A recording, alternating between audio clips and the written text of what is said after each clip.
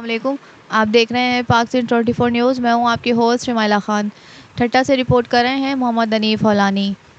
Doctor Mohammad Afzal Alain chairman Sindh Abadgar forum की जानिब से जारी रमज़ानुल मुबारक बचत बाज़ार में अवामुन्नास का रश। मज़कूरा बचत बाज़ार की वजह से नाजायज़ मुनाफाखोरी का बाज़ार गर्म करने वाले दुकानदारों में मायूसी। आम मार्केट में पहले रोज़े को महंगे दामों फ़रोख्त किए जाने वाले अशिया के दाम भी नीचे आ गए और अवाम लुटने से बच गए। सिंध आबादगार फॉर्म की जानिब से लगाए जाने वाले घारो शहर में सस्ते बाज़ार में शहर के दीगर स्टेक होल्डर, उलमा कौंसल, ताजिर इत्तेहाद, सहाफ़ी बिरादरी, बुज़ुर्ग शहरियों समेत समाजी अफराद की भी भरपूर हिमायत और इस अमल को इंतहाई अहसन इक़दाम करार दिया है।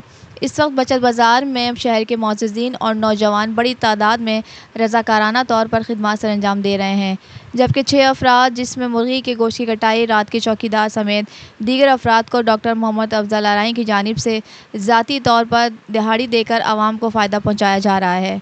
बचत बाज़ार में फल, फ्रूट, खजूर, सब्ज़ियाँ, मुर्गी का गोश्त, दूध, दही, आटा, मशरूबात समेत दीगर अशिया खुर्दनोश आम मार्केट से कम दाम पर दस्तयाब होने की वजह से रोतादार शहरियों की बड़ी तादाद ने बचत बाज़ार का रुख किया है, जबकि दूसरी जानिब गवर्नमेंट ऑफ सिंध के हुक्म पर सरकारी सतह पर ज़िला इंतज़ामिया की जानिब से नाम नेहाद बचत बाज़ार लगाने की कोशिश भी सामने आई है। ज़िला ठट्टा और सजावल के मुख्तलिफ इलाकों में बचत बाज़ार जिसमें खाली टेंट लगाने के ना सामान, ना दुकानदार, ना ही कोई ग्राहक, जिसकी वजह से सोशल मीडिया पर इन सरकारी बचत बाज़ारों पर काफ़ी तनकीद का निशाना बनाया गया है।